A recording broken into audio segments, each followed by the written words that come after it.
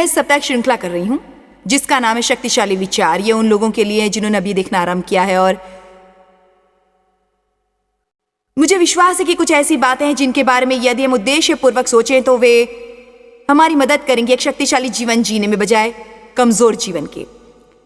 Bible हमें सिखाती है कि हम जैसे सोचते हैं वैसे ही बनते हैं, और इसलिए हमें अपने विचारों के बारे में बहुत सतर्क रहना चाहिए। 2 कुरिन्थियों 10:4-5 के अनुसार, क्योंकि हमारी लड़ाई के हथियार शारीरिक, लहू और मांस के नहीं पर गढ़ों को ढा देने के लिए परमेश्वर के द्वारा सामर्थ्य हैं। चूंकि हम कल्पनाओं और हर एक ऊंची बात को जो परमेश्वर के सच्चे ज्ञान के विरोध में उठती है खंडन करते हैं, और हर एक भावना को कैद करके मसीह उद्धारकर्ता का आज्ञाकारी बना देते हैं। सो ये वचन हमें बता रहे हैं कि हम एक युद्ध में हैं। मन एक रणभूमि है, पर हमारे पास है कुछ हथियार जो शारीरिक नहीं है।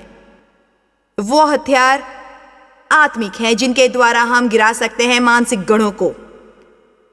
इसमें यह भी कहा है कि हमें त्याग देना है गलत विचारों, गलत कल्पनाओं, सिद्धांतों और तर्कों को, और उन सब चीजों को जो हमारे मन के विरुद्ध युद्ध करती हैं। और यह हमारी जिम्मेदारी है। हमें इन गलत विचारों को त्याग देना है, और हमें हर विचार को बंधक बनाकर प्रभु यीशु मसीह की आज्ञाकार बनाना है। आपको निष्क्रिय नहीं रहना है। आपको ये लालसा नहीं करनी कि आपको बुरे विचार न आए। आपको यह आशा नहीं करनी कि आपको बुरे विचार न सूझे। आपको प्रतीक्षा नहीं करनी कि कोई आपको जादुई संदेश देगा जिससे बुरे विचार आने बंद हो जाएंगे। आपको सीखना है कि सत्य क्या है, और फिर जब भी पवित्र आत्मा आपको यह एहसास कराए कि आपके विचार परमेश्वर के वचन के साथ सहमत नहीं है, तब आपको वो सोचना बंद करना होगा। उस विचार को बंधक बनाना है यीशु मसीह का, और फिर आपको कुछ भला सोचने का चुनाव करना है। यदि आप केवल हर गलत विचार को त्याग देंगे और कभी सही विचार सोचने का चुनाव नहीं करेंगे तो आपको सचमुच युद्ध करना पड़ेगा, क्योंकि खाली दिमाग शैतान का घर होता है। इसलिए कई बार जब आप निरुद्देश जीवन गुजार रहे होते हैं और किसी चीज के बारे में सोच नहीं रहे होते हैं, ये विस्मयकारी है कि कितनी बार शत्रु जल्दी से वो खाली स्थान पर कब्जा कर लेता है और आपके दिमाग में हर प्रकार का कूड़ा भरना आरंभ कर देता है। मुझे विश्वास है कि यदि हम पहले से सही तरीके सोचे तो हम तैयार होंगे प्रलोभन के साथ निपटने में। पृथ्वी पर की नहीं परंतु स्वर्गीय वस्तुओं पर ध्यान लगाओ, कुलुस्सियों 3:2 कहता है, और मेरे विचार से यह बहुत महत्वपूर्ण वचन है। दूसरे शब्दों में आप पहले ही फैसला कर लीजिए आप किस तरह की प्रतिक्रिया करेंगे उन विभिन्न परिस्थितियों में जो सामने आती हैं जीवन में। हमने बात कर ली है 7 शक्तिशाली विचारों पर। आज हम इस श्रृंखला के अंतिम 3 के बारे में बात करेंगे। हमने जिन 7 पर अब तक बात की है, और आशा है आप उन पर ध्यान लगा रहे हैं, यह है कि मैं परमेश्वर के साथ धर्मी ठहराया गया हूं। मैं डर के आगे घुटने नहीं टेकने वाला। मैं करने के लायक हूं कुछ भी जो मुझे करना चाहिए। मेरा रुख हमेशा सकारात्मक रहता है। मैं तुरंत परमेश्वर की आज्ञा मानता हूं। मैं भावनाओं के आधार पर फैसले नहीं करता। मैं बहुत उदार व्यक्ति हूं, और मैं इस बारे में बहुत सतर्क हूं कि मैं क्या बोलता हूं। अब क्या कोई अपेक्षित परिश्रम कर रहा है और उद्देश्यपूर्वक सोच रहा है इनके बारे में? यदि कर रहा है तो अपना हाथ उठाए। ठीक है, यह अच्छा है, पर यहां हाजिर लोगों के मुकाबले में यह बहुत कम है। मम्मी को देखो।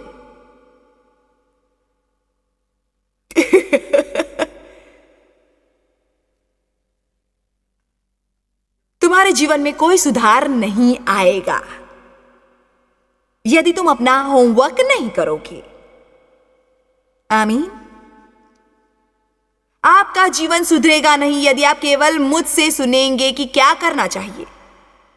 इन सब बातों को एक पेपर पर लिख दो, उन्हें अपने सामने पकड़ो और जोर से वो बोलो।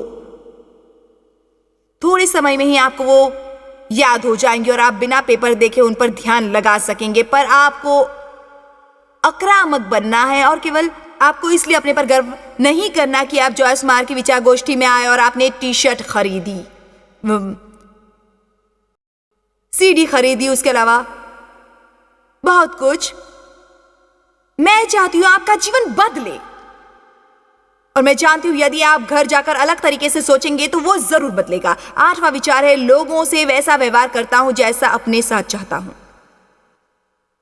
सोचिए क्या नतीजा मिलेगा यदि हम इस पर ध्यान लगाएंगे। हर दिन में 25 बार मैं लोगों से वैसा व्यवहार करता हूं जैसा अपने साथ चाहता हूं। मैं लोगों से वैसा व्यवहार करता हूं जैसा अपने साथ चाहता हूं। मैं अपना सम्मान चाहता हूं, इसलिए लोगों को सम्मान देता हूं।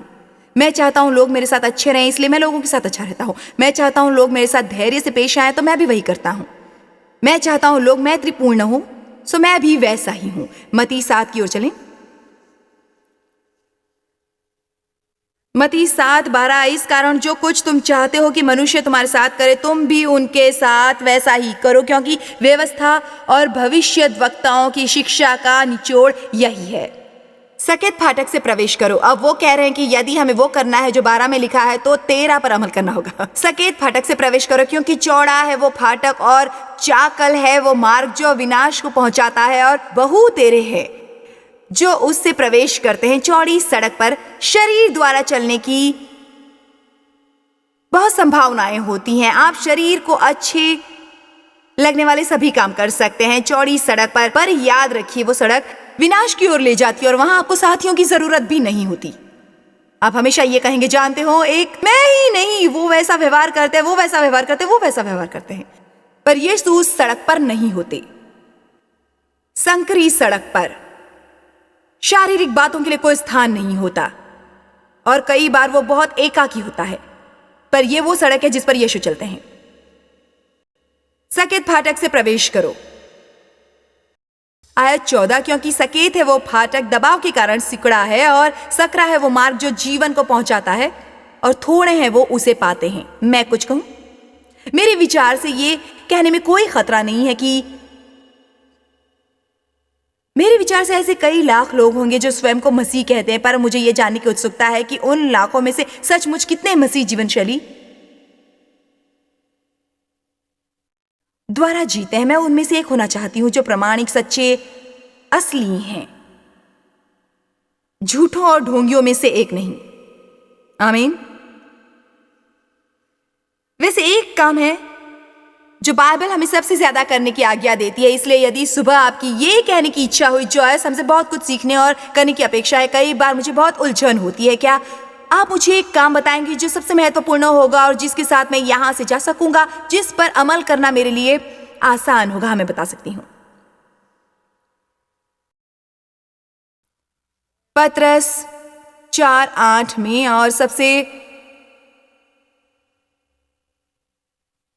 श्रेष्ठ बात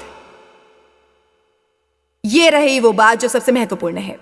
सबसे श्रेष्ठ बात यह है कि एक दूसरे से अधिक प्रेम रखो, क्योंकि प्रेम अनेक पापों को ढांप लेता है। प्रेम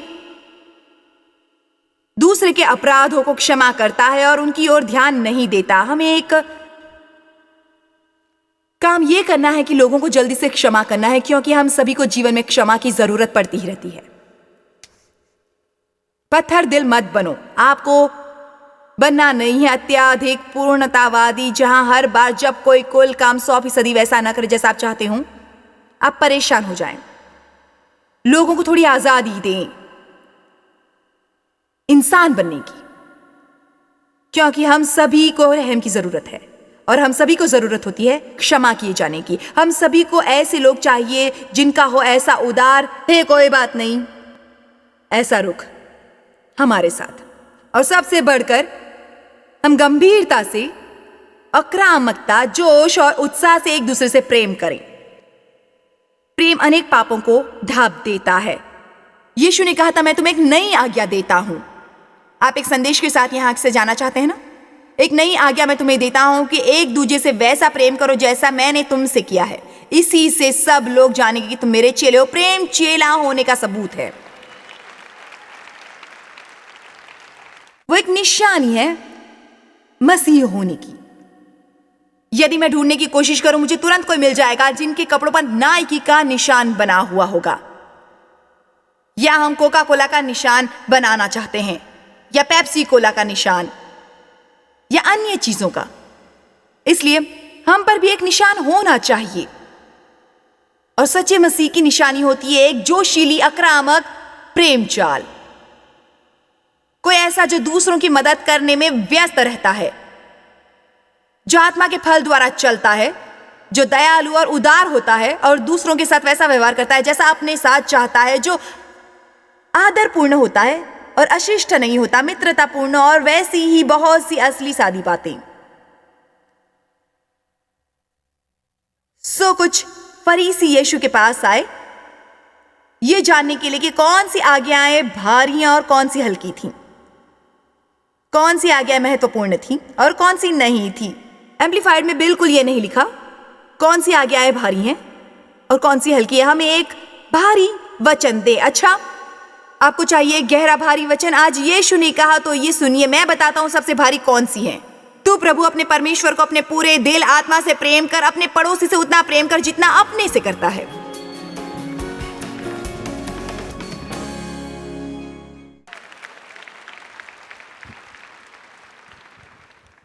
मैं ये कहूंगी यदि आप 10 में से केवल एक पर अमल कर सकते हैं तो फिर इस बात को समझ लें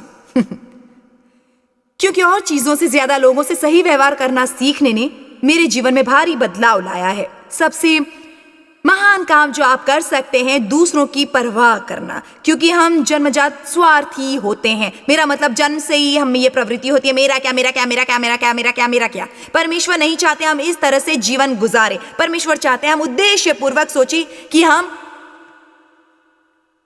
क्या कर सकते हैं और लोगों के लिए, उनकी भलाई के लिए। मैं ये करती हूं। आज सुबह मैंने बैठकर ये सोचा, परमेश्वर मैं आज किसी को आशीष देना चाहती हूं। मैं किसी को उस तरह से आशीष देने को नहीं कह रही जैसे हम प्रचार इत्यादि के द्वारा देते हैं। मैं व्यक्तिगत जीवन की बात कर रही हूं। मैं निश्चित करना चाहती हूं कि मैं वैसे जीऊं जैसे आपको जीने को कहती हूं। हे प्रभु, मैं किसी को आशीष देना चाहती हूं। इसलिए मैंने सोचा कि मेरे आसपास कौन है। केवल 30 सेकंड में ही परमेश्वर ने मुझे कुछ दिखाया जो मैं किसी के लिए कर सकती थी। कोई ऐसा जिसे परमेश्वर ने कहा यदि तुम उन्हें यूं ही आशीष दोगी वो उनके लिए महत्वपूर्ण होगी, उन्हें बहुत प्रोत्साहन मिलेगा। उन्हें बताओ तुम उनकी कद्र करती हो। वाह, प्रभु की स्तुति हो। पर मुझे उसके बारे में सोचना पड़ा। वो अपने आप मेरे दिमाग में नहीं टपका था, वो मुझ पर यूं ही नहीं गिरा था, मुझे पीछे लगना पड़ा था उस तरह सोचने के। क्या सब समझ रहे मैं क्या कह रही हूं?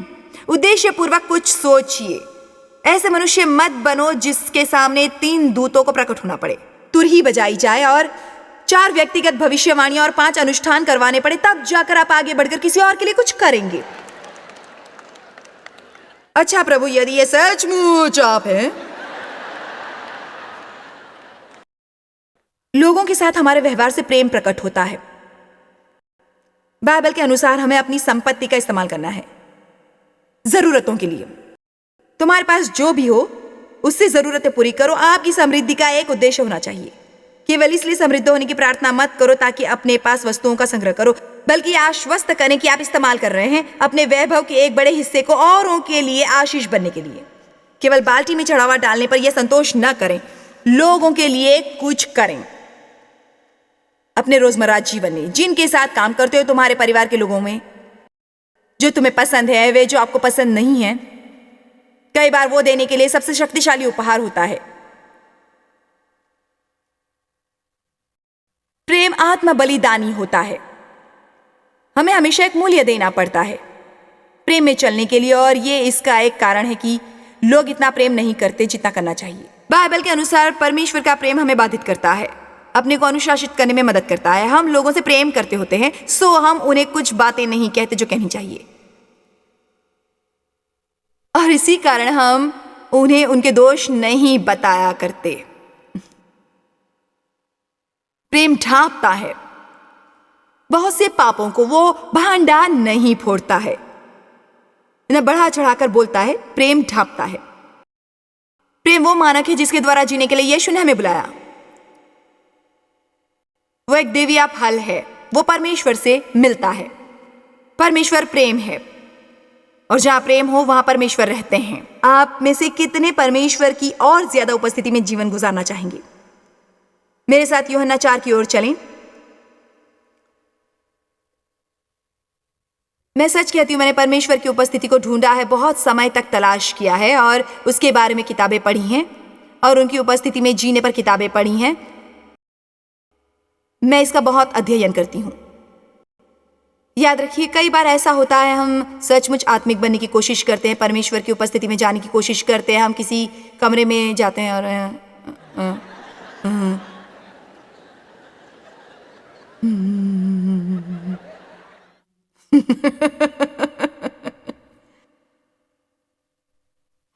पर मुझे कुछ मिला जो मेरा जीवन बदलने वाला साबित हुआ। यूहन्ना 4:12, परमेश्वर को कभी किसी ने नहीं देखा अभी तक। यदि हम आपस में प्रेम रखें तो परमेश्वर हम में बना रहता, सक्रिय रहता और निवास करता है, और उसका प्रेम, वो प्रेम जो मूल रूप से उसका है, वो सिद्ध हो गया है। वो एक बीज से बढ़कर पूर्णता विकसित हो गया है। जब भी हम एक दूसरे से प्रेम करते हैं, प्रेम वहां टिकता है, परमेश्वर वहां होते हैं।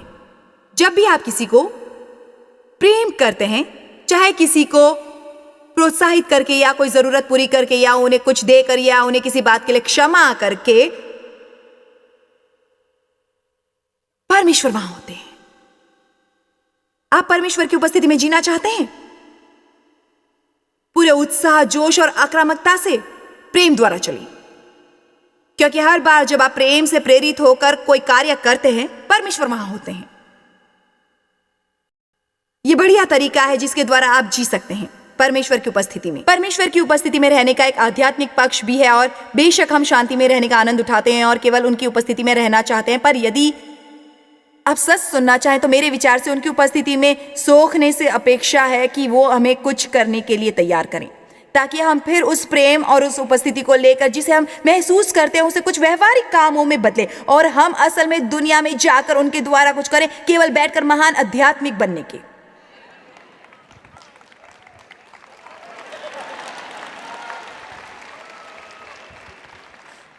हमें यह पक्का करना है कि हम कुछ व्यवहारिक भला करें अपने विश्वास के साथ। हमें केवल भयानक अलौकिक बनकर हर चीज को पहचानने की कोशिश नहीं करनी है।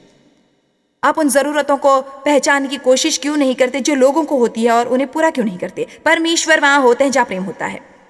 जरूरतें पहचानो, सुनो लोग आपसे क्या कहते हैं। लोग महसूस करना चाहते हैं कि आप उनको सुन रहे हैं। लोग प्रेम महसूस करते हैं जब आप उनकी बात सुनते हैं। मेरे लिए काम करने वाली एक लड़की ने एक दिन मुझसे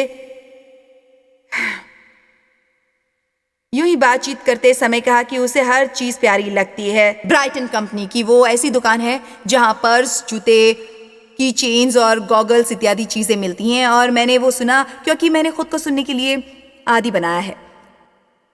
मैं जानना चाहती हूँ लोगों को क्या पसंद है, मैं जानना चाहती हूँ उन्हें क्या जरूरत है। ये मत कहिए कि आप नहीं जानते किसी के लिए क्या करना है। यदि आप नहीं जानते तो इसका मतलब है कि आप उनकी बातें नहीं सुनते, क्योंकि लोग बातों बातों में आपको अपनी पसंद नापसंद जरूर बताते हैं। तो मैंने किसी को भेजकर उसके लिए एक गिफ्ट मंगवाया, और मैंने वो एक नोट के साथ भेजा जिस पर लिखा था, मैं उसकी कड़ी मेहनत की कद्र करती हूँ। उसने रोना शुरू कर दिया और कहा, असल में वो गिफ्ट नहीं जो मेरे लिए महत्वपूर्ण है, बल्कि ये तथ्य है कि उसने मेरी बात सुनी थी और याद रखा था कि मैंने क्या कहा है। मैं सारी दुनिया में लोगों को चुनौती देती रहती हूं, और मैं आज आपको भी देती हूं, क्योंकि मैं अपनी हर एक सभा में यह करने की कोशिश करती हूं। क्या आप एक समर्पण करेंगे परमेश्वर के सामने और सच्चे दिल से कि आप हर दिन किसी और के लिए कम से कम एक काम जरूर करेंगे? कितने इस तरह का समर्पण करने को तैयार होंगे कि वे एक काम करेंगे हर दिन किसी के लिए? हमें यह काम बहुत आसान लगता है, पर ध्यान दीजिए, यदि आप वो करने वाले हैं, विशेष रूप से यदि आपके जान पहचान का दायरा कुछ लोगों तक ही सीमित हो, तब आपको अपनी पहचान के दायरे से बाहर निकलकर अजनबियों के लिए कुछ करना पड़ेगा, कुछ न कुछ। मैं शॉपिंग पर गई एक दिन, मुझे महसूस हुआ परमेश्वर चाहते मैं किसी स्त्री के लिए इयररिंग्स खरीदूं या पैसे दूं। मैं नहीं जानती थी वो कौन है, पर वो जरूर सोचेगी कि मैं एक पगली हूं। पर मैं इस भावना को दबा नहीं पाई। आखिरकार मैं चलकर उसके पास गई मेरे हाथ में एक $50 का नोट था। मैंने कहा, सुनो, मैं एक मसीह हूं और मैं महसूस कर रही हूँ कि परमेश्वर चाहते हैं कि आज आपको आशीष मिले। वो आपको बताना चाहते हैं कि वो आपसे प्रेम करते हैं और ये पैसे आपकी इयररिंग्स के लिए हैं। मैं जितना जल्दी मुमकिन था वहां से दूर चली गई, क्योंकि यदि वो सोचती मैं पगली हूं, मैं सुनना नहीं चाहती थी। मैंने कहानी सुनी उसके कई महीनों के बाद कि वो स्त्री असल में किसी के साथ थी जो मुझे जानती थी और मेरा प्रोग्राम देखती थी। उस स्त्री का एक पड़ोसी था जो एक दिन मेरा मजाक उड़ा रहा था, ये कहकर तुम्हें इस औरत को टीवी पर देखना चाहिए, ये देखना चाहिए, वो देखना चाहिए, ये सारे प्रचारक एक जैसे होते हैं, बस आपके पैसे हड़पने की ताक में रहते हैं, पैसा चाहिए इन्हें। उसने कहा, नहीं, ये औरत एकदम सच्ची है। मैं आपको बताती हूँ उन्होंने क्या किया। फिर उसने उन्हें वो बात बताई कि कैसे मैंने उसके पास जाकर उसकी इयररिंग का मूल्य दिया था। उस व्यक्ति ने मेरा प्रोग्राम देखना आरंभ किया।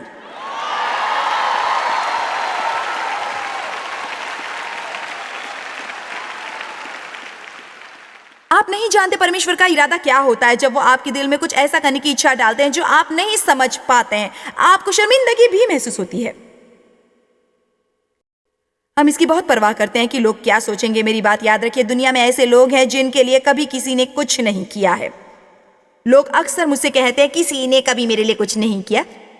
किसी ने कभी नहीं किया। दूसरी तरफ कई बार ऐसा हुआ है कि मैंने तुरंत आज्ञा का पालन नहीं किया था, तब मैंने बाद में बहुत बुरा महसूस किया। एक बार मैं एक ऐसी दुकान में थी जहां जूतों की सेल लगी हुई थी और मेरे सामने लाइन में एक औरत थी जिसने ढेर सारे सैंडल खरीदे थे। मुझे महसूस हुआ कि परमेश्वर चाहते हैं मैं उसे जूतों का दाम दूं। मैंने उसके बारे में बहुत विचार किया। वो क्या सोचेगी, मैं पागल हूं, ये हूं।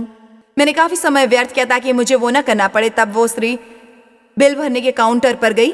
फिर ऐसा हुआ कि जब उसने बिल दिया और उसने पैसे निकालने की कोशिश की, उसके पास सैंडलों के लिए पैसे नहीं थे।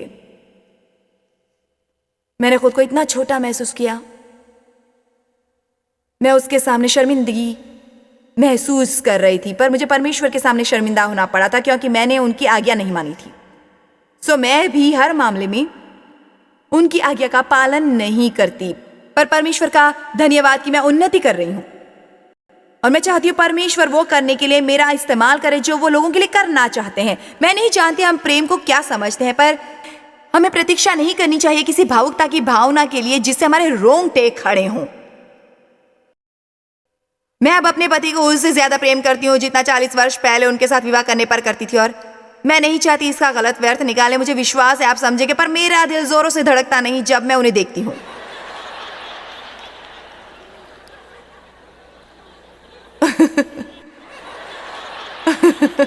उन्होंने कहा, ओह।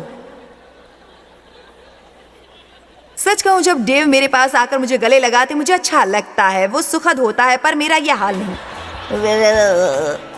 वो प्रेम नहीं होता। प्रेम ऐसी चीज है जो उससे गहरी है और प्रेम आपको करने के लिए प्रेरित करता है।